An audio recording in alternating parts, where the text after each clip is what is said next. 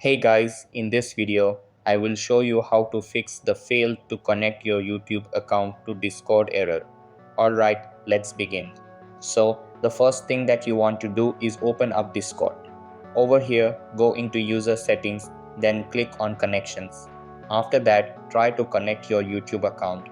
Then you'll see an error that says failed to connect your YouTube account to Discord, or there was a problem connecting. Over here, open up your preferred web browser and go to YouTube. After that, sign in to the same YouTube account you're trying to connect. Then click on your profile icon in the top right and check if you've created a channel. If not, click the Create a Channel button. After that, click Create Channel again. Then go back to Discord.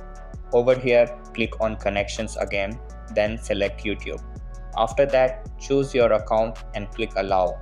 Then it should connect successfully. So that's basically how you can fix the fail to connect your YouTube account to Discord error. And that's it for this video. If you found this helpful, consider subscribing and giving this a big thumbs up. Thanks.